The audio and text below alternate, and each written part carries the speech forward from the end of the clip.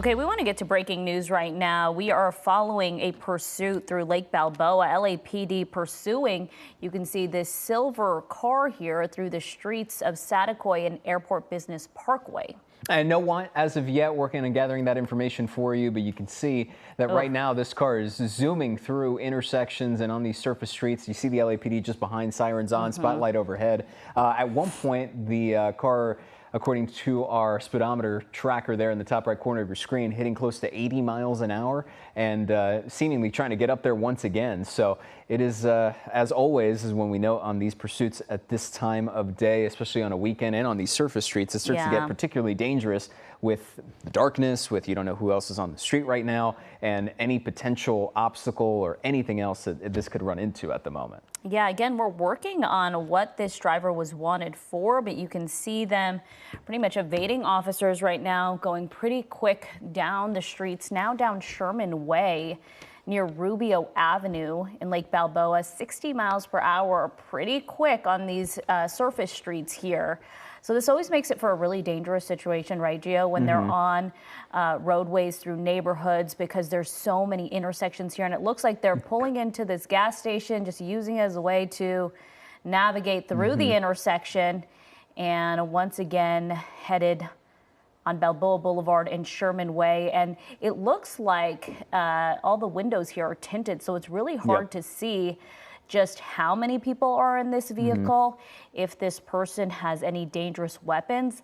Again, we're working on seeing what this person was initially wanted for, but now they're wanted for evading officers. And so far, based on the view we've been able to see just from our vantage point here, as the car just sneaks through right there, right across from another car in traffic, these are so frightening and worrisome as you start just these close calls left and right with other vehicles and potentially other people on the street. You see one LAPD cruiser in the back, and we at one point saw a second one, but right now at spotlight overhead, perhaps they're in tracking mode, but keeping an eye on it, because right now at 90+ miles an hour, this is something incredibly dangerous, especially considering that we're not on a freeway, we're not on a highway right now, and just a number of cars we've seen on the street already.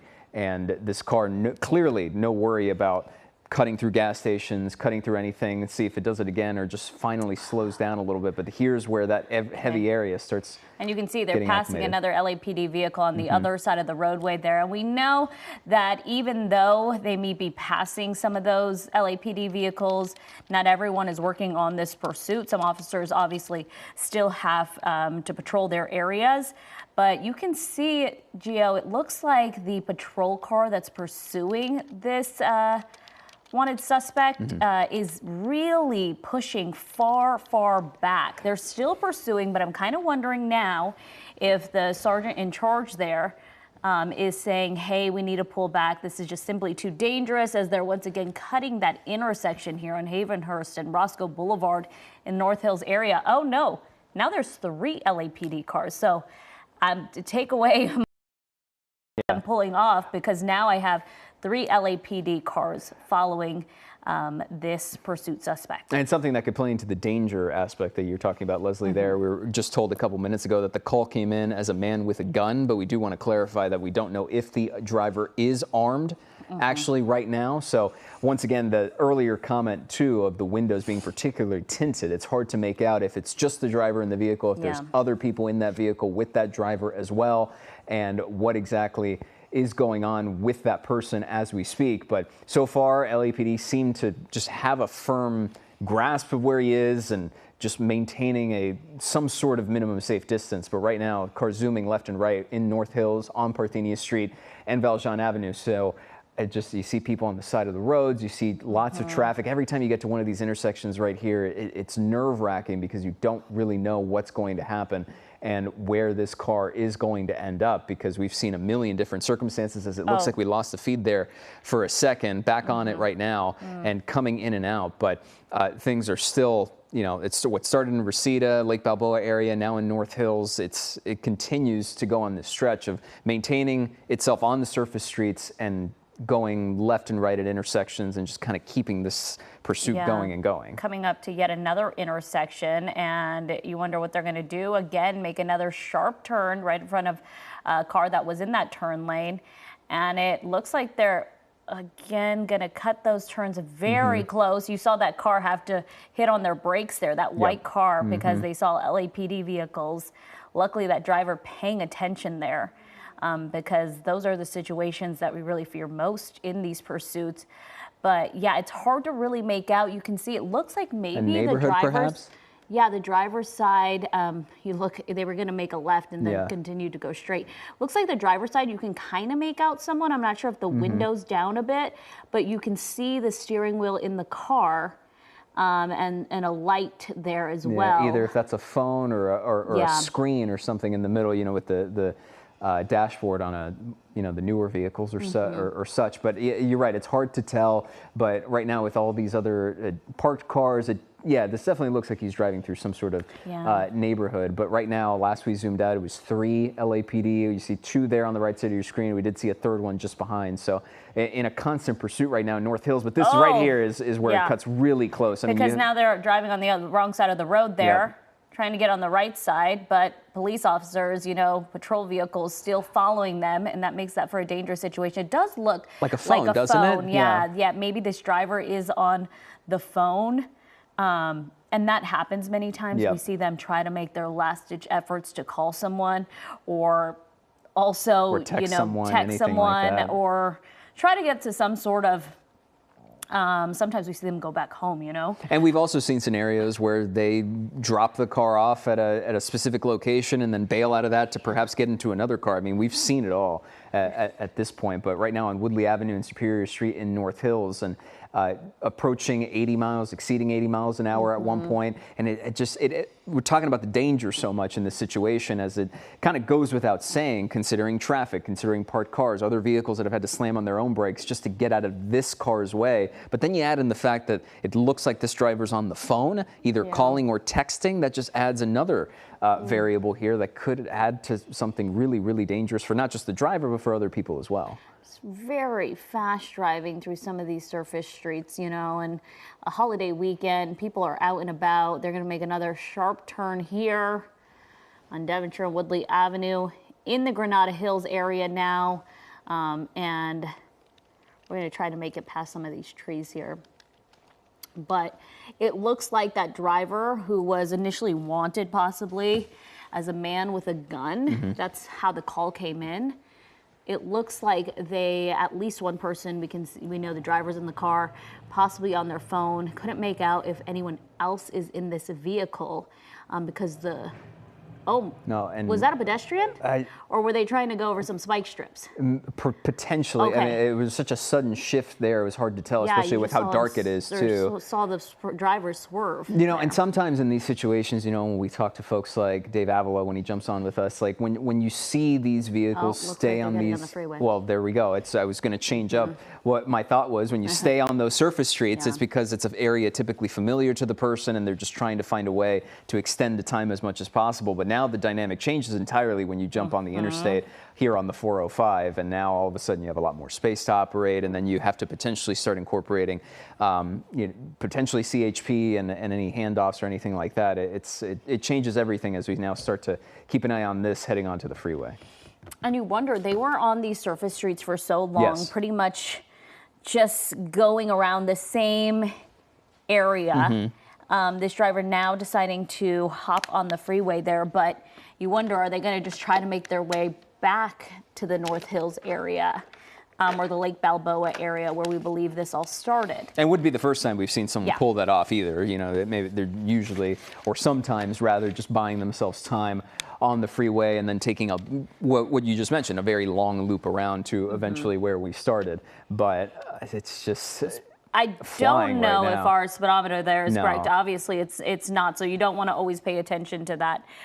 But it does look like this car is going at least 100 miles per hour. I could bet that is correct. And what we don't see right now, what we did see just a couple of minutes ago when the car was on surface streets in Granada Hills, and as now we keep an eye on it from a more zoomed out perspective, and you see LAPD in the background, is you don't see that light flickering anymore. You don't see that what we assumed was a phone light coming from the driver's side. And just as I say that, maybe you do make out a tiny one right there it is really hard to tell going back to those tinted windows and everything else that plays into this. But right now, it looks like going on the 405 south toward in Van Nuys, but there's LAPD just behind it, 2 vehicles in the shot's view as we get to 100 miles an hour right now with the suspect. As once again, this call initially came in as a man with a gun. We can't confirm whether or not that driver is actually armed, but that's how the call initially came in. And we've just been watching LAPD stay right behind it. Started as 1, looked like 2 for a moment, and then 3 at one point was the most we've seen just based on our vantage point up here. Yeah, and you know, the LAPD airship still overhead here. LAPD still staying on top of this pursuit at this moment, but you wonder if they're now coordinating with CHP.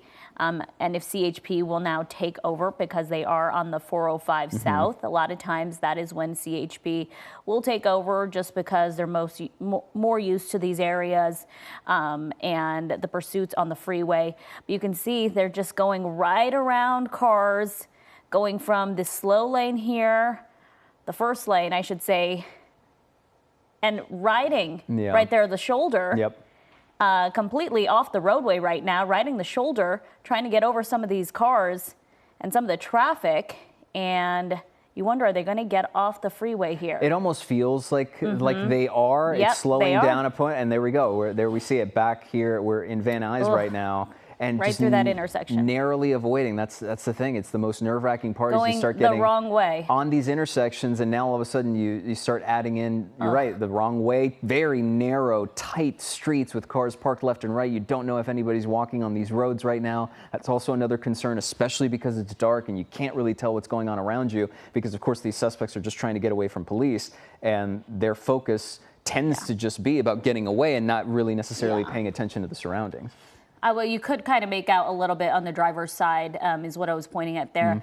This car just riding through all these speed bumps through Gloria Avenue and Kittredge right now through the Van Nuys area in this neighborhood.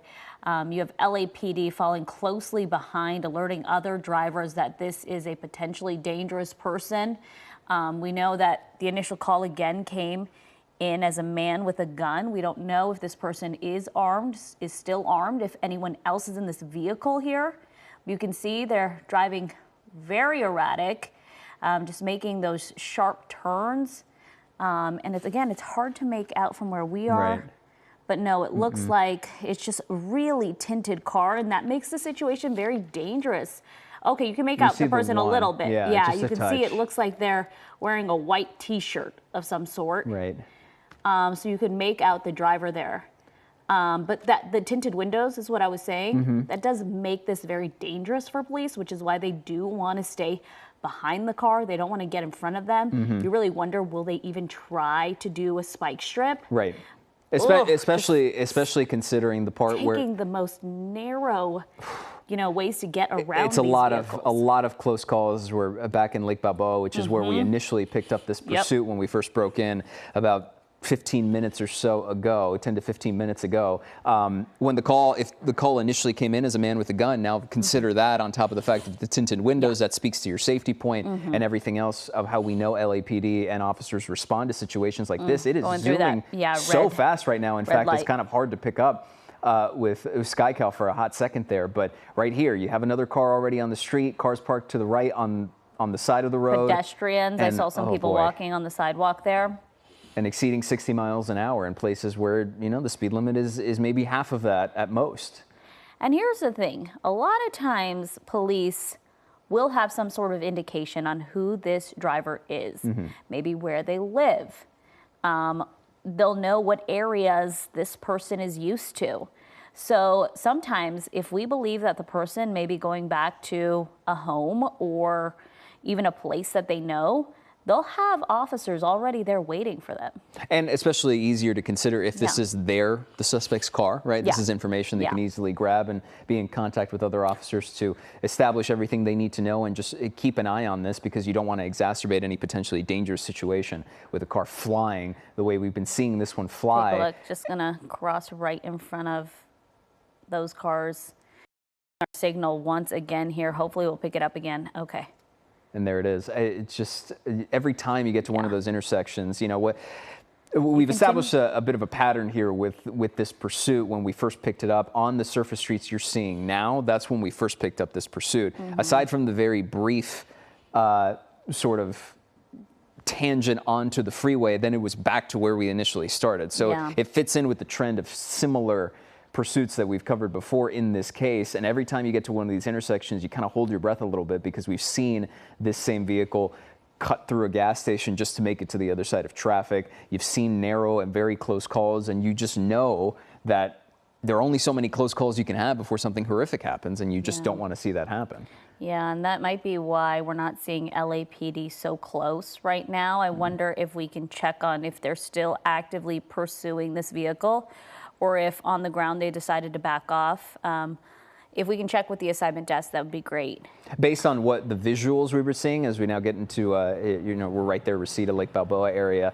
That wide shot we just had of SkyCal, that's the first time we've ever had as wide of a shot so far in this pursuit, and not seen another LAPD vehicle just behind it. So perhaps they are reassessing the situation, maybe pulling back a little bit, because to your point, Leslie, they tend to know who the driver is, where they go, where they live, and perhaps are assessing the situation and thinking that's a better way to apprehend the suspect or get after them. Did they turn off the headlights there in the car? Or no, am I just covered by trees?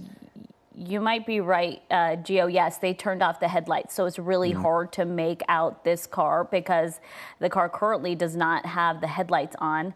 And this area is very dark. You can see the airship still overhead here, but you're making it out there. But if it's hard to see on your screen, there you go. You got a better view of it every time the airship comes over. Looks like they turned the headlights back on now. Okay, yeah, there it is now. All of a sudden, for a moment there, it was just the brake lights that you could see. But these are obviously residential areas. I mean, we've seen these tight windows. It looks like we're in another one right now, where it's dark, it's late on a Saturday night, you don't know who's out and about, and 50, 60 plus miles an hour this car has been reaching in these areas. And once again, drawing attention to the fact that we're not really seeing LAPD directly behind, or even at a distance where they've established some distance, but you still see them within the frame. It's worth pointing out that this is the first time in the last 15 to 20 minutes when we first popped on here with you with this breaking news, where we haven't seen LAPD directly behind this suspect, where once again, as we see this car turning once again, wondering where it's going right now, but haven't seen LAPD directly behind in the same way that we have earlier. You gotta wonder, it just seems like because they went back to the Lake Balboa area, that they want to go somewhere, or they know where, they know this area. It's familiar, yes. So it seems like you hope they're going to make a stop at some point, but so far nothing yet. But many times we're still seeing this light from inside the car. You can see it a little bit now. You can make it out. It's hard to, but the driver we've seen, or someone in the vehicle we know, is on a phone, and it looked like it was the driver there. And it almost for a moment there, it looked like it was the end of a cul-de-sac perhaps, but no, we're just still going. But if anything, we've reestablished the fact that there really is an LAPD behind, but that doesn't mean they don't know where this person is. The airship's still up. Right, exactly. And they have their eyes on this, and LAPD just confirmed to us moments ago this is still considered for them a pursuit operation. So just because we may not see LAPD patrol cars on the ground right behind them, they still have that airship up, and they still have those eyes in the sky. So they're still tracking and following that suspect there. And this signal has been going in and out ever so slightly in the last few minutes or so. So bear with us here as we keep an eye on it. But all of that to say that, of course, LAPD is still considering this a pursuit operation. But sometimes you don't know what the suspect knows in this case, right? So perhaps pulling back, and maybe it gives them a false sense of security. I remember we ask Dave this all the time every time we pop on with him, as to how they operate in a scenario like this, and perhaps sometimes is to lull them into a situation where maybe they slow down. Finally, it lowers the risk of danger to other people and to themselves, and then makes it easier, because ultimately, as you pointed out, Leslie, that airship is still overhead. They know exactly where this person is, and at some points it turns into a waiting game. Okay. I think at this point they're just going in a square here, and take a look. They're stopping.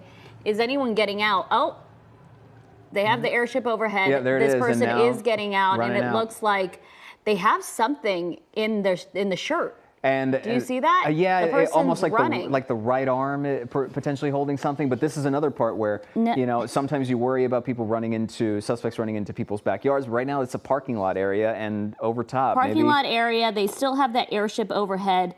It looks like they have two other people there on the ground. So where are they running to here? It looks like a smoke shop's there, here. Other businesses around, but there's really nowhere to go. I mean, they're going to find this person right here, right next to a comic store, a tattoo shop, and a smoke shop right here on the corner with a number of people hanging out right in front of the tattoo shop there. Last we saw of the suspect was running just behind there in the parking lot area that we were just pointing out. Oh, is that the suspect? No, there's two people. I think there were two people in the parking lot right back here, and the suspect must have run. That does not look like the suspect. No, they must have run right past both of them.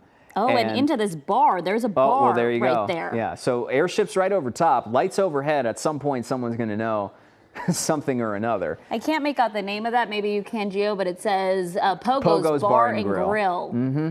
And there's everybody else looking up. So they right now, something's going on. People starting to come out. We're losing our signal there. Oh, man. A pretty chaotic situation, but there's LAPD right there at the bottom of your screen. Oh, there you go. And then another at the top of your screen. So they've surrounded the area right now. But that smoke shop is also open, the door of that smoke shop. But the clear news is we saw the tail end of this pursuit in the sense that the car stopped, suspect got out of the vehicle, seemed like it was the only person in said vehicle, ran across this parking lot and into either the smoke shop or the bar and grill. Now, regardless, there's a third LAPD vehicle coming up just across the top of your screen. You see two, maybe three at the top, one at the bottom here, and it looks like the place is surrounded, and now a number of people coming out of the bar. So question is really a matter of when, not if, typically in this situation, and everyone's alert right now. This is a wild situation because there are a lot of witnesses that saw this person running. Yes. We couldn't make out where that suspect ended up, but he ran in this direction.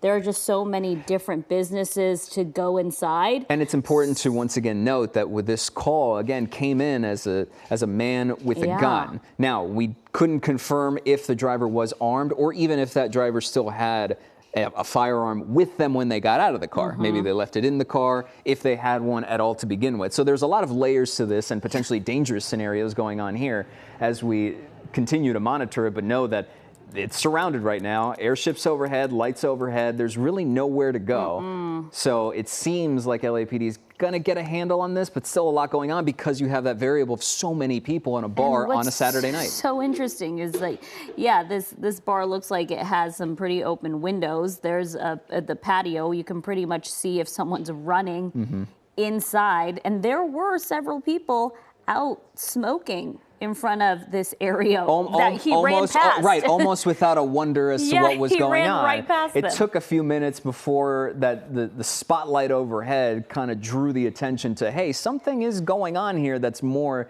than just a normal. We can't make out what they're saying, but your demeanor of many of these people, it looks like they're rather confused, does it not? Now they're walking into the smoke shop, so you wonder, did this person then go into the smoke shop?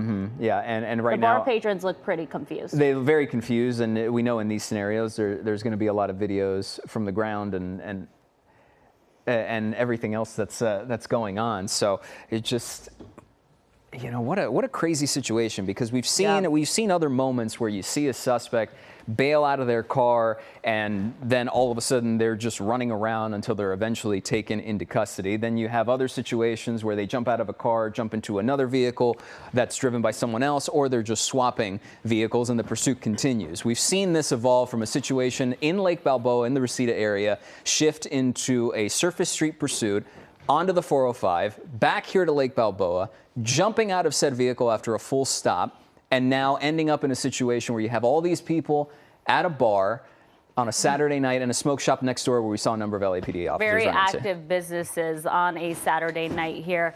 And at this point, you see some bikers right outside this bar. It looks like there were people in this parking lot over here closer to this comic and bookstore, and there were plenty of people on the back end. As I said, this bar has an open window. There's a patio right there. It started, so people could truly see someone running. Right. That's not something you see all the time, is someone running through the and parking we saw the lot. two people. It was. I counted. I think we there were both at least saw two people smoking, right in the back patio in this parking lot here. And now you just have a swarm of officers going to the bar after that number that we saw walk into the smoke shop. And I mean, it's a lot of people to ask questions of and a lot to check out. But from what we've seen these last few minutes, is it doesn't seem like they have the suspect in custody as of yet. Though it does seem relatively under control, just based on the body language that we're seeing from SkyCal and the officers right now. Okay, well, we are waiting to see what happens here, Gio. I know normally Sports Central is up next, and they are on standby if you are waiting for Sports Central here at 10:30. But we are still waiting to see if we can see police try to, obtain where the suspect actually is. You see two officers there at the bottom of your screen. They all started running to the point, just kind of picking up their pace. I don't know if they were reacting to something or someone, but right now it's kind of hard to keep a control of what's going on at the scene right now, because it's this weird combo of and a lot going on. This is a good note for our viewers. Just because our helicopter didn't see exactly where the suspect ran into, it's a good reminder that LAPD, they had their airship overhead. We saw them following the suspect through the parking lot. They're much lower than we are. We try to give them enough space. So obviously their priority. We don't want to get in their way. I'm going to assume that they have a lot more information than we know right now. Just because they're able, it was that spotlight was right on that suspect as he was running through the parking lot. And again, and you've made this point before, where their coordination on these things is a lot more, there's a lot more detail and sophistication going into it versus what we're able to show you on our air, because remember, it started where we saw 1, 2, if not 3 vehicles directly behind this suspect for a prolonged stretch of time. It wasn't until they finally pulled back for a prolonged amount of time, and it was just the airship overhead, that the suspect then finally slowed down to the slowest point that we had seen throughout that half an hour, and then came to a full stop and ran into the situation that we're looking at right now, which is the smoke shop and adjacent bar and grill, where you have these number of witnesses, number of officers, and a place that's surrounded.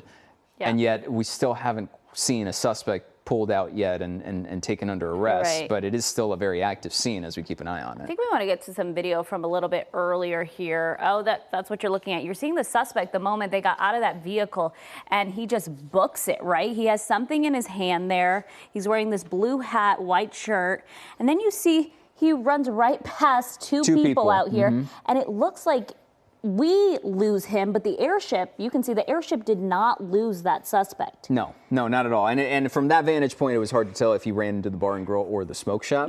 And then the other end of this, you see the comic store, you see the tattoo parlor there as well. It's also hard to see if he ran outside the front doors, of any of these businesses. Yeah, just keeping an eye on the live footage here. It almost looks like someone, there it is, someone under arrest, taken into custody right now. It looks like the suspect has been taken care of, coming out of the bar and grill there with one officer on each side of them. Is that, okay, we're gonna have to confirm if that's the suspect. I'm not seeing, that same white shirt there or the hat that was identifying, but we're gonna try to get some information here from LAPD. For now, we want to take it over to Sports Central.